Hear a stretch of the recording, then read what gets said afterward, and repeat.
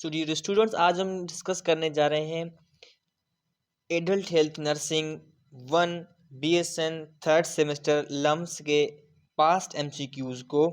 ठीक है जी स्टूडेंट्स, आज हम डिस्कस करने जा रहे हैं अपने adult health nursing 1 BSN third semester second year के पास्ट MCQs को, जो कि लम्स यूनिवर्सिटी में लास्ट टाइम आई थी। ठीक है, तो देखेंगे ये वो पास्ट पेपर्स हैं जो स्टूडेंट्स, जो उसके बाद जितने भी पेपर्स हुए हैं मोस्टली AHN के पेपर में जो MCQs आए हैं तकरीबन यहीं से ही रिपीट हुए हैं। ठीक है जी स्टूडेंट्स, बाकी सब्जेक्ट्स के हमने अपलोड कर लिए थे। एडल्ट हेल्थ नर्सिंग जो है वो रह गया था, तो बहुत से स्टूडेंट्स ने मैसेजेस किए कि काइंडली AHN के MCQs भी अपलोड करें। तो आज हम AHN के MCQs अपलोड करने जा रहे हैं। AHN के MCQs अपलोड करने के बाद जो हमारे पास 2022 वाले पास्ट MCQs है थर्ड सेमेस्टर के, वो सब सब्जेक्ट्स के आपके AHN के, फार्मा के, हेल्थ असेसमेंट के, पैथोफिजियोलॉजी के, मैथ्स के, इंग्लिश के, वो भी अपलोड करने हैं। टाइपिंग तकरीबन फार्माकोलॉजी के जो है वो हमने टाइप कर ली है लैपटॉप में, और इसके अलावा हेल्थ असेसमेंट की भी टाइप कर लिए हैं, पैथोफिजियोलॉजी भी टाइप हो गया है। तो इसके बाद फिर वो सीरीज हम स्टार्ट करेंगे, फिर वो MCQs अपलोड करेंगे। ठीक है जो स्टूडेंट्स, जो 2022 में लास्ट टाइम आए थे AHN के MCQs, past MCQs BSN third semester में, उम्मीद करते हैं आपके पेपर में भी MCQs जो रिपीट होंगे वो इन्हीं MCQs में से मोस्टली MCQs रिपीट होंगे। ठीक है डियर स्टूडेंट्स, तो क्वेश्चन नंबर 1 है हमारे पास dear students, it is clinical condition in which the arterial pH is greater than 7.45।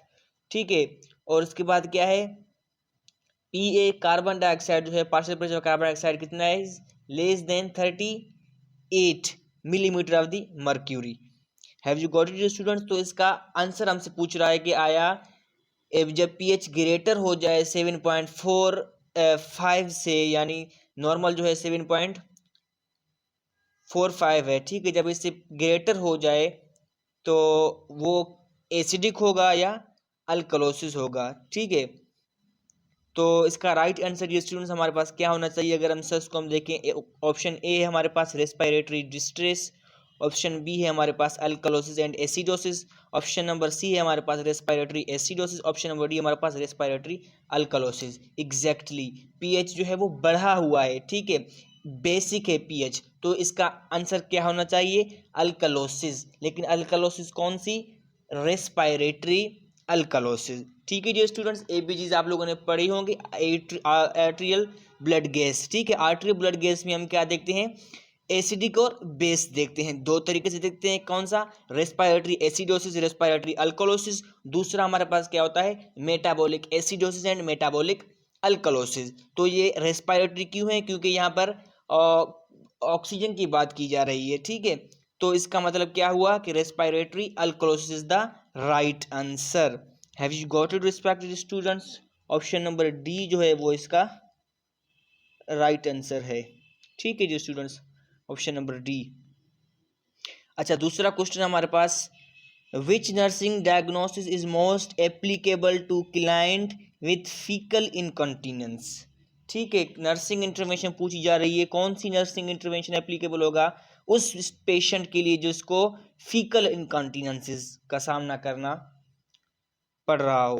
तो ऑप्शन नंबर ए है हमारे पास risk for deficit fluid volume, option B disturbed body image, option C bowel incontinences, option D altered nutrition more than body requirement. तो bowel incontinence की बात की जा रही है, फीकल इनकॉन्टिनेंस की मैंने आपको आंसर ही बता दिया। अच्छा, तो फीकल इनकॉन्टिनेंस की बात की जा रही, तो ऑब्वियसली क्या होना चाहिए इसका, बाउल इनकॉन्टिनेंस। ठीक है, जब बाउल इनकॉन्टिनेंस होगा यानी बाउल जो मूवमेंट है इंटेस्टाइन्स में वो कम हो जाएगी, तो फीकल इनकॉन्टिनेंस होगा। तो इसका राइट आंसर हमारे पास क्या है dear students, option number C is the right answer, bowel incontinence. Have you got it? उसके बाद क्वेश्चन नंबर 3 है हमारे पास students, cystitis is a type of urinary tract infection of. Cystitis कह रहा है कि एक इन्फेक्शन है यूरिनरी ट्रैक्ट का, कौन से में से है? ऑप्शन ए अनकम्प्लिकेटेड लोअर और upper UTI, option B upper UTI, option C complicated lower और upper UTI, option D lower UTI. तो इसका राइट आंसर क्या है स्टूडेंट्स हमारे पास? लोअर यूटीआई, यानी option number D is the right answer. Have you got it? अच्छा, उसके बाद फोर्थ एमसीक्यू स्टूडेंट हमारे पास क्या है? When counselling a client in ways to prevent cholecystitis which of the following guidelines is most important. कह रहा है कि भाई एक पेशेंट है हमारे पास, कौन सा? कोलिसिस्टाइटिस का, ठीक है। तो विच of the following guidelines is most important, उसके लिए कौन सी गाइडलाइंस ज़्यादा ज़रूरी है? कोलिसिस्टाइटिस, एक होता है कोलीलिथियासिस, दूसरा होता है कोलिसिस्टाइटिस। लिथियासिस में क्या होता है कि फॉर्मेशन होती है किस चीज़ की? स्टोन की फॉर्मेशन होती है गाल ब्लैडर में। जबकि सिस्टाइटिस में क्या होता है? ये टाइटिस मतलब इन्फ्लामेशन, ठीक है। तो अगर किसी पेशेंट का जो है वो गाल ब्लैडर जो है वो इन्फ्लेम्ड हो गया, उसमें इन्फ्लामेशन हो गया, सिस्टाइटिस हो गई है, ठीक है, तो उसके लिए हम कौन सी गाइडलाइंस देंगे? Option A eat a low fat low cholesterol diet, option B limit exercise to 10 minutes per day, option C keep weight proportionate to height, option D eat a low protein diet. तो इसका right answer हमारे पास ये students क्या है? Option number A is the right answer, eat a low fat low cholesterol diet. Have you got it students? Option number A is the right answer. Question number 5. Dash percentage of abortion in the first 12 weeks of pregnancy result from chromosomal abnormalities. कह रहा है कि how many percent of abortion is in the first 12 जो weeks होती हैं pregnancy के, ठीक है। तो उसमें क्या हो रहा है कि भाई रिजल्ट फ्रॉम द फर्स्ट टाइमेस्टर में जब ये 12 वीक्स हो रही हैं तो उसमें क्या हो रहा है कि क्रोमोसोमल एबनॉर्मलिटीज बढ़ रही हैं, क्या हो रही है उसका परसेंटेज पूछ रहा है, ठीक है। Result chromosomal properties how much? 50, option A 50 to 80%, option B 20 to 30%, option number C है हमारे पास 30 to 40%, ऑप्शन नंबर डी हमारे पास 40 to 45%।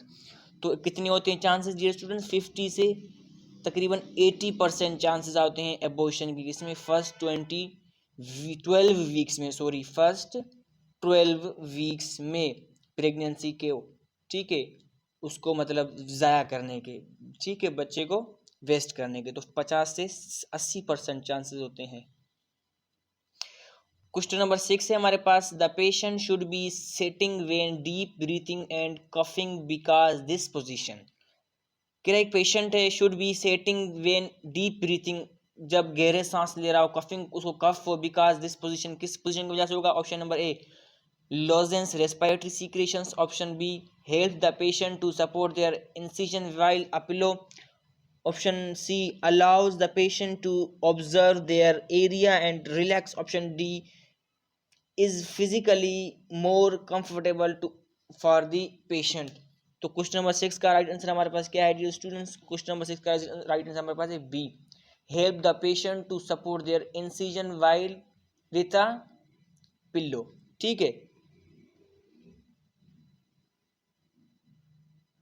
क्वेश्चन नंबर 7 है स्टूडेंट्स हमारे पास, 5 minutes after the client's first post-operative exercise, the client's vital signs have not yet returned to baseline, which is an appropriate nursing diagnosis। कह रहा है 5 minutes after the client's first post-operative exercise, ठीक है, the client vital signs have not yet return to baseline, exactly नहीं आएंगी, which is appropriate nursing diagnosis, कौन सा होगा अप्रोप्रिएट नर्सिंग डायग्नोसिस के लिए? ऑप्शन नंबर ए हमारे पास alteration in comfort, option B risk for activity intolerance, option C impaired physical mobility, option D risk for disuse syndrome. Option number B is the right answer, risk for activity and intolerance, ठीक है जी students. Question number 8 है students हमारे पास, the doctor has ordered 500 milligram of a medication per once a day. The tablet on hand are the tablets as one tablet, ठीक है, is equal to 250 milligram. How many tablets will you administer to your patient? कि doctor ने physician ने order किए 500 milligram mg, ठीक है, medication के once a day। तो द टेबलेट ऑन हैंड हमारे पास कितना है, हमारे पास वो है, हमारे पास एक टेबलेट जो है वो 2.5 mg की है, यानी 250 mg की है। तो how many tablets will you administer? Obviously कितना देंगे, 2 देने चाहिए ना। कितने देने चाहिए जी स्टूडेंट्स? 2 देने चाहिए। क्यों? क्योंकि डॉक्टर ने क्या है उसको 500 मिलीग्राम देने, और हमारे पास एक टेबलेट जो है वो 250 की है, तो हम 2 टेबलेट्स को साथ मिलाएंगे, 250 और 250 कितने होंगे? 500 mg। तो इसका राइट आंसर क्या है जी students? C. Have you got it जी स्टूडेंट्स? अच्छा, उसके बाद एमसीक्यूज है जी स्टूडेंट्स हमारे पास 9। Foods high in purine are restricted to patient in. जब फूड में प्यूरिन की जो मिकदार ज़्यादा हो तो रेस्ट्रिक्टेड किस लिए होगी? Calcium stones, option B oxalate stones, option C uric acid stones, option D steroid stones. ठीक है, तो 9 का ऑप्शन नंबर कौन सा सही है? Uric acid stones. Option number C is the right answer. ठीक है जी students, uric acid stone. Question number 10, what is are the most common cause of chronic liver disease? Chronic liver disease का most common cause कौन सा होना चाहिए? Option A obesity, option B bacteria, option C gallbladder stones, option C alcohol abuse. Exactly सबको पता होगा कि alcohol abuse, शराब नोशी। ठीक है, ये बहुत खतरनाक होती है लीवर के लिए। तो इसका राइट आंसर क्या है? Alcohol abuse. अगर क्लिनिकल पर गए हो तो आप लोगों ने पेशेंट्स देखे होंगे, सिविल में आते रहते हैं। क्वेश्चन नंबर 11 है हमारे पास, inflammation of the lower end of the oesophagus leading to a back flow of gastric juices is called structural abnormalities. Option B lactose intolerance, option C acidic reflux, option D reflux oesophagitis. तो इसका right answer क्या है हमारे पास जो students? Reflux oesophagitis. Option number D is the right answer. Question number 12 है हमारे पास, which statement about appendicitis is accurate and true? Appendicitis के लिए कौन सा स्टेटमेंट नीचे सही दिया गया है? अपेंडिसाइटिस क्या होना चाहिए? McBurney's pointed tenderness is suggestive of appendicitis, option B lefty lower quadrant pain is suggestive of appendicitis, option number C appendicitis is more common among females than males, option D a high filter diet is a risk factor associated with appendicitis। तो question number 12 का right answer हमारे पास क्या होगा कि भाई MC Burmese pointedness is suggestive of appendicitis. जो हम उसका जो पैर जो है, अगर किसी ने वो असेसमेंट की हो, ठीक है, क्लिनिकल में या आपको टीचर्स ने करवाया हो, तो 2 साइंस होते हैं हमारे पास। कौन कौन से? MC Burmese science. तो उसमें क्या होता है कि जो पेशेंट का जो टांग होता है उसको हम राइट साइड से उसको उठाते हैं, ठीक है। उस पेशेंट स्पाइन पोजीशन में होता है तो उसका पैर जो है हम थोड़ा सा ऊपर इन्फ्लेट करते हैं, उसको उठाते हैं, देखते हैं कि उसको पेन होता है या नहीं होता। उसके बाद फिर उसको हम क्या करते हैं, उसकी पोजीशन लेके जाते हैं, फॉलोअर सिम पोजीशन में उसको लेके आते हैं। फिर वहाँ भी उसका जो पैर जो है उसको हम थोड़ा सा आगे निकाल के उसको जो फोल्ड करते हैं टूवर्ड्स दी मिड लाइन की तरफ लेके जाते हैं, यानी उसके जो एब्डोमेन की तरफ, ठीक है। उसमें भी हमें पता चलता है। तो इसका राइट आंसर क्या होगा? Option number A is the right answer. ठीक है जी स्टूडेंट, ऑप्शन नंबर ए। अच्छा, क्वेश्चन नंबर 13 है students, renal cell carcinoma which is greater than 7 centimetre tumour limited to the kidney, no evidence of lymph nodes involvement and metastatic disease is called stage 2 RCC, option B stage 1 RCC, option C stage 4 RCC, option D stage 3 RCC। Question number 13 का right answer हमारे पास क्या है? Stage 2 RCC। ठीक है जी students, option A is the right answer. 14 हमारे पास क्वेश्चन है, exercise bleeding excessive bleeding occurs at frequent intervals in the reproductive disorder is option A menometorrhea, menometrorrhea, option B menorrhagia, option सी हमारे पास polymenorrhoea, option D हमारे पास metro रेगिया। तो इसका 14 का question number 14 का right answer हमारे पास क्या है dear students? Option number A is the right answer, metrorrhagia. ठीक है डियर स्टूडेंट्स। 15 क्वेश्चन हमारे पास dear students. A hernia is the dash of an organ or tissue out of the body activity which is normally found. Trauma, syndrome, protrusion, pressure, सबको पता होगा क्या है protrusion of the body organ बाहर जब निकलता है, ठीक है, तो उसको हम कहते हैं प्रोट्रूजन होता है, तो उसको कहते हैं हम हर्निया है। हर्निया के डिफरेंट टाइप्स हैं, इंगोइनल हो गया, फीमोरल हो गया। ठीक है students. Question number 16, swelling of the salivary glands in mumps is called. तो ऑप्शन ए हमारे पास पीरियोडोनाइटिस, ऑप्शन बी हमारे पास parotitis, option C granuloma, option C cellulitis. तो इसका राइट आंसर क्या है? Parotitis is the right answer. Question number 16 का बी ऑप्शन जो है वो करेक्ट है। Have you got it students? अच्छा, उसके बाद एमसीक्यूज है हमारे पास guys. Question number 17, painless enlargement of one or more lymph nodes on the one side of the neck is called. Option A tuberculosis, option B non hodgkin's disease, option C lymphomas, option D hodgkin's disease. तो right answer question number 17 का क्या है student हमारे पास? hodgkin's disease. Question number 17 का right answer क्या है? D. 18 question हमारे पास, when establishing realistic goal the nurse dash, option A base of the goals on the NAS personal knowledge, option B must have the client cooperation, option C knows the resources of the healthcare facility family and the client, option D must have a client who is physically and emotionally stable। तो option number 18 का right answer C है हमारे पास। ठीक है dear students, knows the resources of the healthcare facility family and client। उसके बाद students MCQs है हमारे पास। Puberty age in female is, female में प्यूबर्टी एज कब से स्टार्ट होती है? मोस्टली सबको पता होना चाहिए, 10 से लेकर के 14 साल तक। देखो उसमें है एग्जैक्टली है क्वेश्चन नंबर 19 का ऑप्शन डी है हमारे पास। क्वेश्चन नंबर 20 को अगर देखिए हम, a client being treated for chronic cholecystitis should be given which of the following instructions? Use anticholinergics as prescribed, increase protein in diet, avoid antacids, increase rest। Question number 20 का option हमारे पास क्या है? A is the right answer, use anticholinergic as prescribed. ठीक है, cholinergics, anticholinergics, ये आप drugs पढ़ेंगे। कहाँ पर पढ़ेंगे? फार्माकोलॉजी 2 में 4th सेमेस्टर में। ठीक है, फार्मा 1 में नहीं पढ़े लेकिन फार्मा 2 में पढ़ेंगे आप, बड़ा मज़ा आएगा आपको।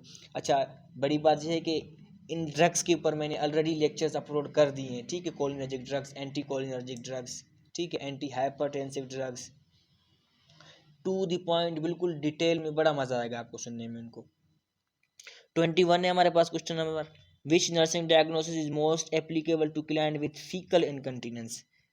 ये दोबारा क्वेश्चन रिपीट हो गया है। ये क्वेश्चन जो रिपीट हुआ है ये खुशकिस्मती है आप लोगों के लिए, लम्स में रिपीट होते रहते हैं, एक दो क्वेश्चन पेपर में मोस्टली। ठीक है, तो इसका राइट आंसर क्या था जी स्टूडेंट्स? बाउल इनकॉन्टिनेंस था ना ऊपर, तो इधर भी बाउल इनकॉन्टिनेंस ही होगा, option C is the right answer. Question number 22 हमारे पास, what can reduce a patient's anxiety and post surgical pain. ठीक है, तो इसका राइट आंसर क्या होना चाहिए डियर स्टूडेंट्स हमारे पास? क्वेश्चन नंबर 22 का ऑप्शन अगर देखें हम, ऑप्शन ए हमारे पास pre operative check list, option B physiological counselling, option C pre operative teaching, option D pre operative medication. तो D is the right answer, pre operative medication. ठीक है dear students. Question number 23 हमारे पास, a hiatus hernia occur when the upper part of the stomach is dislocated through the hole called a hiatus in the dash into the chest, duodenum, abdominal cavity, diaphragm, esophagus। तो इसका right answer क्या है student 23 का हमारे पास? सी, यानी diaphragm. अच्छा, 24 MCQs हमारे पास क्या है student? Mechanical obstruction of intestine in which ball twist and terms is called. हम क्या कहते हैं इसको, एडिजन, अमाइलोडाइसिस, डोसिस, वोल्वुलस स्टीनोसिस। तो इसका राइट आंसर क्या है डियर स्टूडेंट्स, सी वोल्वुलस। ठीक है डियर स्टूडेंट्स। अच्छा 25 एमसीक्यूज की अगर बात करें हम, तो वो है हमारे पास students, which electrolyte is essential for enzymes and neurological activities. कौन सा इलेक्ट्रोलाइट बहुत इंपॉर्टेंट है एंजाइम और न्यूरोलॉजिकल एक्टिविटीज के लिए, मैग्नीशियम, फास्फेट, पोटाशियम या क्लोराइड। तो इसका सबको पता होना चाहिए डियर स्टूडेंट्स, मैग्नीशियम जो है बहुत इंपॉर्टेंट रोल अदा करता है किसमें, एंजाइम्स में और न्यूरोलॉजिकल एक्टिविटीज़ में। Option A is the right answer. ठीक है dear students, option number A is the right answer. अच्छा उसके बाद 26 एमसीक्यूज है हमारे पास, which of the following stage the carcinogen is irreversible. कौन सा होता है, प्रोग्रेशन स्टेज होता है, प्रोमोशन स्टेज होता है, इनिशिएशन होता है या रिग्रेशन होता है। तो 26 का राइट आंसर जो हमारे पास क्या होना चाहिए, ऑप्शन नंबर 26 का इनिशिएशन, यानी C is the right answer. ठीक है, which are the following stage carcinogen is reversible, initiation जो पहला स्टेज होता है। From the following nursing diagnosis which is suitable for haemorrhoids. Haemorrhoids के लिए जो कहा, बवासीर के बारे से कह रहा है कि भाई कौन सा नर्सिंग डायग्नोसिस जो है पहले सुइटेबल है। Urinary retention related to post operative reflux spasm and fear of the pain. Option B imbalance nutrition less than body requirement. Option C anxiety related to surgical intervention. Option D constipation related to ignoring the urge to defecate because of pain during elimination. तो इसका right answer क्या है जो students हमारे पास, option number D, यानी constipation related to ignoring the urge to defecate because of pain during elimination। ठीक है जी स्टूडेंट्स। अच्छा उसके बाद स्टूडेंट्स हमारे पास क्वेश्चन नंबर 28 है, which one is the best investigation to find out the stone in urinary tract. कौन सा जो है बेहतरीन तरीका है स्टोन यूरिनरी ट्रैक्ट में जो है वो देखने का, इन्वेस्टिगेट करने ढूंढने का। तो option ultrasound, B MRI, option B C IVP intra, उसके ऑप्शन डी हमारे पास सिटी स्कैन। ठीक है, ऑप्शन सी का जो हमारे पास है आईवीपी का फुल फॉर्म क्या था, इंट्रावीनल। अच्छा आप लोगों को याद होगा, मुझे भूल गया जी स्टूडेंट्स, अगर याद नहीं हो तो उसको सर्च कर लेना, इंट्रावीनल ऐसा कुछ था शायद। 28 का राइट आंसर क्या है जी स्टूडेंट्स हमारे पास, 28 का CT scan is the right answer, option number D. 29 का जो है हमारे पास क्वेश्चन, which is the most common complication of the peptic ulcer disease, haemorrhage, penetration, gastric outlet obstruction या परफोरेशन। किसका कॉमन कॉम्प्लिकेशन है, पेप्टिक अल्सर का। पेप्टिक अल्सर का क्या होता है, तो इसका परफोरेशन ही होता है। ठीक है, तो डी इसका राइट आंसर होता है, परफोरेशन सबको पता होगा। क्वेश्चन नंबर 30 क्या है, in which what order should one perform an abdominal assessment. ये मेरे ख्याल में पूछ रहा है कि भाई एब्डोमिनल असेसमेंट जो करते हैं उस टेक्निक, उसका सीक्वेंस बताएं हमें। ठीक है, तो उसका सीक्वेंस क्या होगा, पहले इंस्पेक्शन करेंगे। ठीक है, उसके बाद हम क्या करेंगे डियर स्टूडेंट्स, उसको इंस्पेक्शन करेंगे, फिर क्या करेंगे उसके बाद डियर स्टूडेंट्स, अस्कल्टेट करेंगे, परकशन, फिर palpation. Inspection, auscultation, percussion and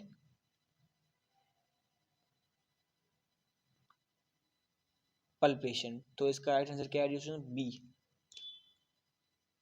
ठीक है डियर स्टूडेंट्स,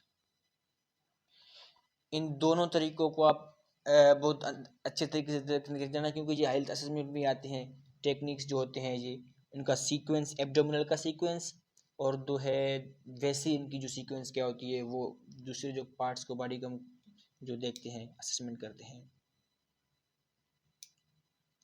उसके बाद डियर स्टूडेंट हमारे पास क्या है, question number 38 31, from the following in which operation patient needs seeds bath. किस में होता है, हेमोरॉइड्स में होता है। ठीक है, तो 31 का क्या है, डी। हेमोरॉइड जो होते हैं बवासीर में सीड्स बात देते हैं। सीड्स बार जो है आप लोगों को आपके टीचर्स ने जो है इसके लिए मिल जाकर करवाया होगा या इस बारे में कुछ बताया होगा, सिखाया होगा, ठीक है, कि सीड्स बार कैसे दी जाती है, क्योंकि ये प्रोसीजर था F1 का। उसके बाद 32 है हमारे पास, food poisoning should be suspected with persons who shared food within the previous 1 to 6 hours and symptoms of nausea, vomiting and diarrhea, typically this is due to, ये किस लिए होता है, कह रहा है कि भाई फूड पॉइजनिंग होता है, उसके हवाले से कुछ कह रहा है। तो वो पूछना चाह रहा है कि should be suspected with persons who shared food within the previous 1 to 6 hours and symptoms of nausea, vomiting and diarrhea, typically this is due to, ये किस लिए होता है जी स्टूडेंट्स, ये होता है किस वजह से होता है, इंटॉक्सिकेशन की वजह से, ठीक है। 32 का राइट आंसर क्या है इसमें, इंटॉक्सिकेशन। अच्छा, उसके बाद स्टूडेंट्स हमारे पास लास्ट एमसीक्यूज रह रहे हैं हमारे, ठीक है। तो वो क्या है, 33 क्या है हमारे पास, dash is a malignant disorder of the haemopoietic tissue associated increased number of leucocytosis in the blood, कह रहा है कि भाई a malignant disorder of haemopoietic tissue associated with the increased number of leucocytosis in the blood. तो इसका option क्या है जो स्टूडेंट्स राइट, अगर हम ऑप्शंस को देखें, ए में कह रहा है haemophilia, option B H influenza, option C leukaemia, option D poly cythaemia. तो ल्यूकीमिया इसका राइट आंसर है, ठीक है जी स्टूडेंट्स, ल्यूकीमिया।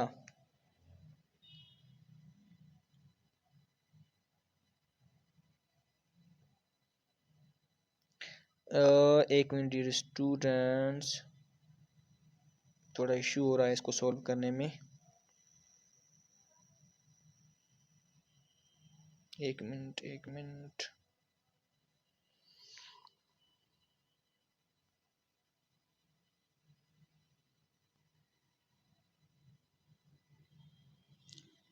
अच्छा, तो क्या था, ल्यूकीमिया, ऑप्शन नंबर सी।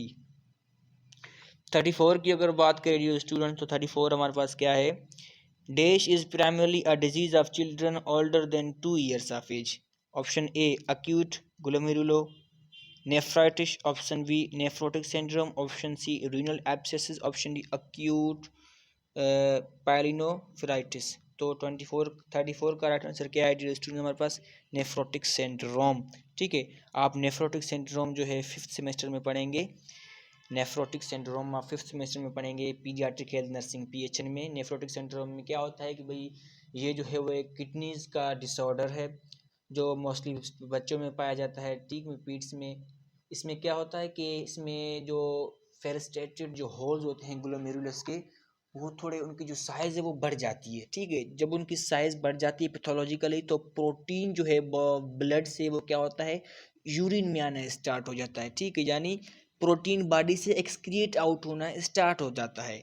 तो इसको हम अमल को क्या कहते हैं, प्रोटीन न्यूरिया, ठीक है, प्रोटीन यूरिया, यानी प्रोटीन इन यूरिया, यूरिया के अंदर प्रोटीन का आना, ठीक है। जब प्रोटीन आएगा तो ब्लड से निकलेगा, तो उसके बाद क्या होगा, अल्ब्यूमिन की जो लेवल है ब्लड में वो कम हो जाएगी, जिसको हम कहते हैं हाइपोअल्ब्यूमिया, हाइपोअल्ब्यूमीमिया। ये दोनों कंडीशंस नेफ्रोटिक सिंड्रोम में बच्चे के साथ पेश आती हैं, ठीक है डियर स्टूडेंट्स।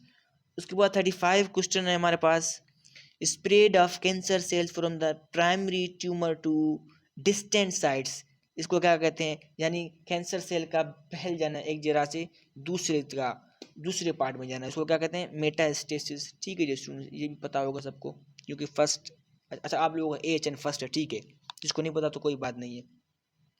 36 क्या है हमारे पास, what intervention is the best relieve constipation during pregnancy.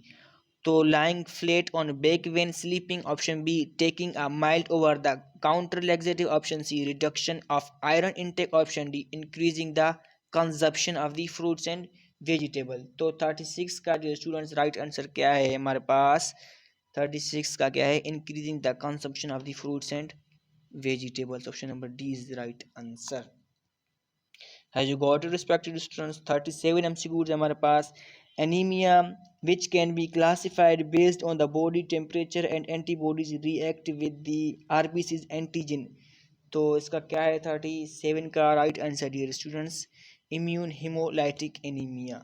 Anaemia का ये जो क्या है एक टाइप है इम्यून हीमोलाइटिक एनीमिया, जिसमें क्या होता है कि भाई टेम्परेचर एंटीबॉडीज जो है वो रिएक्ट आरबीसी एंटी, तो इस एंटीबॉडीज की बात हो गई तो इसका साफ साफ जाहिर ये मतलब यही है कि भाई इम्यून सिस्टम से रिलेटेड, तो इम्यून हीमोलाइटिक एनीमिया।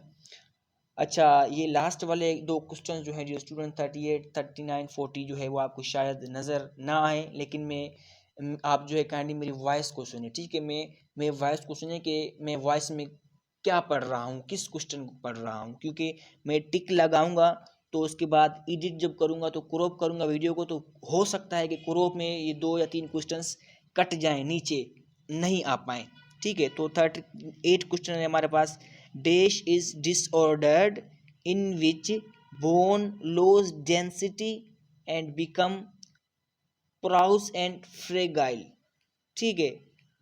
वो एक तरीका, वो टाइप होता है ब्लड का, बोन डिसऑर्डर है एक, जिसमें क्या होता है कि बोन जो है वो बिल्कुल उसकी डेंसिटी कम होना स्टार्ट होता है, यानी वो खोखला होना स्टार्ट होता है। उसको हम क्या कहेंगे?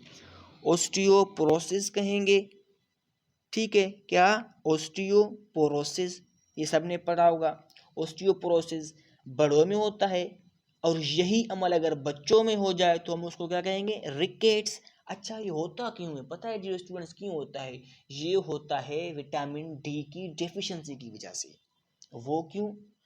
क्योंकि विटामिन डी की जब बॉडी में डेफिशिएंसी होती है तो हमारे बॉडी में जब हम जो कैल्शियम ले रहे होते हैं वो हमारे बॉडी से एब्जॉर्ब नहीं होता सही तरीके से। जब वो एब्जॉर्ब सही तरीके से नहीं होता तो बोन को कैल्शियम नहीं मिलेगा। जब बोन को कैल्शियम नहीं मिलेगा तो बोन क्या होगा? वीक होना स्टार्ट हो जाएगा, क्योंकि कैल्शियम और फास्फोरस की वजह से तो बोन स्ट्रोंग है, ठीक है। हम कहते हैं कि विटामिन डी ले लिया तो हम स्ट्रांग हो जाएंगे, हमारा बोन हड्डियां सख्त हो जाएंगी, हम ताकतवर हो जाएंगे। ऐसा नहीं है। विटामिन डी का काम होता है कैल्शियम को एब्जॉर्ब कराना, ठीक है। कैल्शियम का काम क्या होता है? आगे जाकर हड्डियों को मजबूत करना, ठीक है जी स्टूडेंट्स। तो ओस्टियोपोरोसिस इस डिजीज का नाम है। अच्छा, उसके बाद 39 एमसीक्यू है जी स्टूडेंट्स हमारे पास। 39 क्या है? The most appropriate tool in confirmation of malignancy in the patient is option E history, option B physical examination, option C blood CP, option D biopsy of tissue. Biopsy of the tissue is the right answer, क्योंकि confirmation करते हैं malignancy के लिए patient को, जो जांचने के लिए क्या उसको कैंसर वगैरह तो नहीं है। ऑप्शन डी इसका राइट आंसर है, बायोप्सी ऑफ टिश्यू, ठीक है। रिसेंटली जो है मेरा एक रिश्तेदार था, उसको बायोप्सी करवाया था हमने, तो उसको कार्सिनोमा था, बेजल कार्सिनोमा था, ठीक है। स्किन के अंदर जो बेजल मेम्ब्रेन होता है उसको नाक में बेजल कार्सिनोमा था, उसको बायोप्सी करवाई थी अभी रिसेंटली। उसके बाद 40 आंसर क्या है? क्वेश्चन क्या है? Normal glomerular filtration rate is पर मिनट। ये बहुत इंपॉर्टेंट एमसीक्यूज है, इसको याद कर लेना, हर दफा पेपर में आया GFR rate. Even anatomy physiology में बात आता है, इधर भी आया है। नॉर्मल जीएफआर रेट क्या है जी स्टूडेंट्स? 120 मिनट्स 20 मिलीलीटर, ठीक है। 120 मिलीलीटर, ठीक है जी स्टूडेंट्स।